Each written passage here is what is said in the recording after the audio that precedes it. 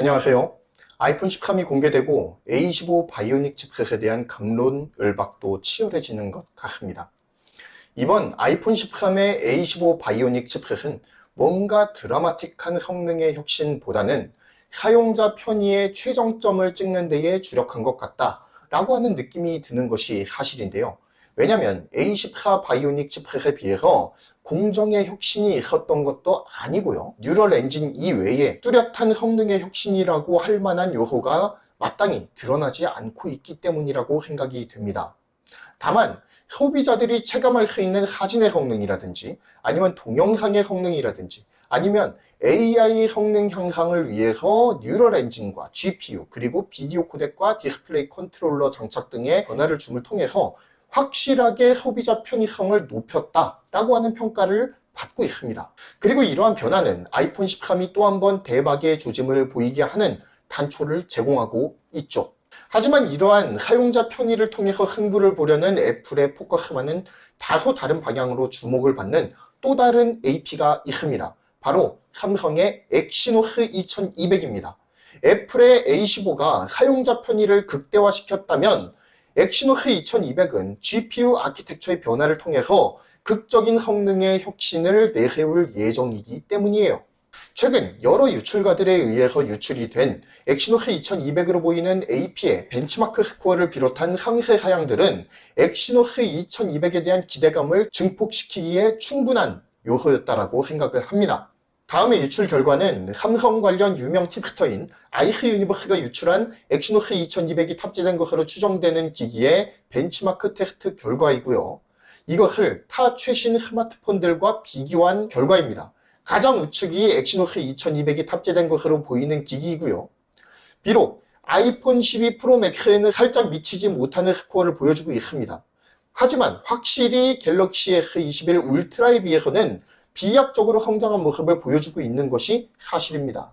이 점수는 퀄컴의 최신 칩셋인 스냅드래곤 888과 비교했을 때에도 약 50% 정도의 비약적인 성능의 향상이 있었음을 의미하는 것이기 때문에 이 결과가 시사하는 바가 참 크다라는 생각이 듭니다. 만약 엑시노스 2200과 함께 출시될 것으로 보이는 스냅드래곤 895와의 비교에서도 우위를 점하게 된다면 10년 넘게 스냅드래곤의 아성에 억눌려서 길을 펴지 못하고 있었던 엑시노스가 굴욕의 세월을 이겨낸 상징적인 AP가 되겠죠.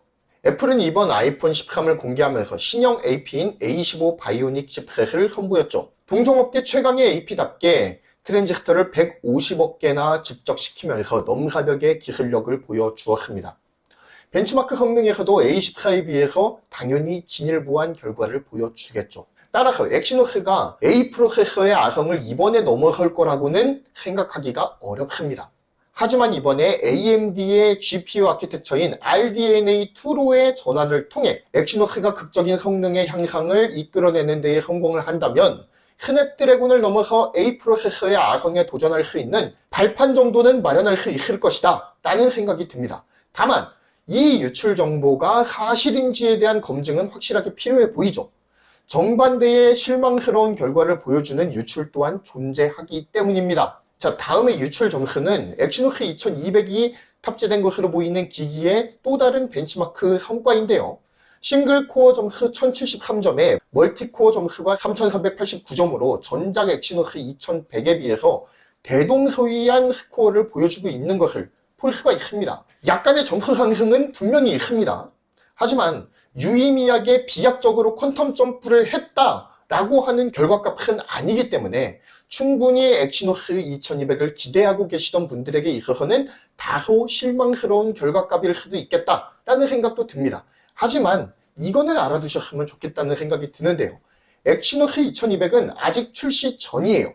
한창 담금질이 되고 있는 AP다 라고 하는 사실을 염두에 두셨으면 좋겠다라는 생각이 듭니다. 최종 출시를 앞두고 나오는 벤치마크의 결과값은 분명 더 향상된 결과값을 보이지 않겠느냐 라고 하는 예상을 해볼 수 있게 하는 대목인 거죠. 그런 기대를 단적으로 보여주는 예가 다음과 같은 유출에서도 드러나고 있습니다.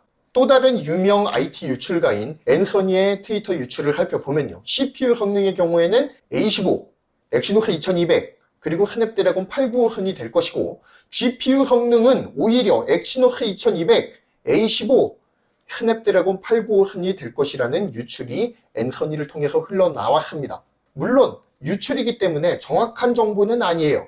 하지만 이러한 희망 섞인 유출로 보았을 때 이번만큼은 엑시노스가 스냅드래곤을 확실하게 이길 수 있을 것이다 라고 하는 희망사항이 다수 반영된 유출이라고 볼 수가 있겠습니다. 이러한 유출들로 볼 때 그만큼 이번 RDNA2 아키텍처를 품은 엑시노스 2200에 거는 시장의 기대가 크다라고 하는 것을 보여주는 유출이라고 볼 수가 있겠죠. 엑시노스 2200의 대략적인 공정 스펙도 유출이 되었습니다. 삼성 관련 유출가 앤서니는 엑시노스 2200이 삼성 파운드리의 4나노 공정을 통해서 생산될 것이다 라고 밝혔습니다. 이어 그는 CPU 스펙에 대해서도 밝힌 바가 있는데요. ARM의 고성능 코어인 코어텍스 X2가 1개, 그리고 중급 코어인 A710 3개, 그리고 저전력 코어인 A510이 4개로 구성될 것이다 라고 밝힌 바가 있습니다. 여기서 눈여겨보아야 될 것은 ARM의 프리미엄 코어인 코어텍스 X2예요. 전작 프리미엄 코어였던 코어텍스 X1이 발열 문제와 성능 저하라는 걸림돌에 부딪혔던 전력이 있었습니다. 그렇기 때문에 후속 작품인 코어텍스 X2에서는 발열 저하에 얼마만큼 성공했는가가 엑시노스 2200의 전체적인 성능에 대한 사활을 결정할 것으로 보입니다. 만약 이번에도 발열 관리에 실패해버린다면 엑시노스에게 마치 일본에 잃어버린 30년과도 같은 암흑기가 찾아올 것은 자명한 일이겠죠. 엑시노스 is back 이라고 하는 캐치프레이즈와 함께 야심차게 출시되었던 엑시노스 2100이었지 않습니까? 하지만 이 칩셋은 발열이라고 하는 암초에 걸려서 사실상 역사의 뒤안길로 사라져버리는 수순을 밟게 되었습니다. 물론 소프트웨어 업데이트를 통해서 AP 성능을 강제로 통제를 해서 발열 문제를 어느 정도 해결했다라고는 하지만 아직도 소비자들은 뭔가 발열 문제가 아직도 해결되지 않았다라고 푸념을 늘어놓고 있는 상황이죠. 이번 엑시노스 2200 또한 발열과의 전쟁이 성패의 좌우를 결정할 것으로 보입니다. 자, 칩셋의 성능이 향상된다는 것은 곧 AP가 처리하는 연산량이 증가되는 것을 의미해요. 그리고 연산량의 증가는 곧 전력 사용량이 증가한다라고 하는 것을 내포하죠.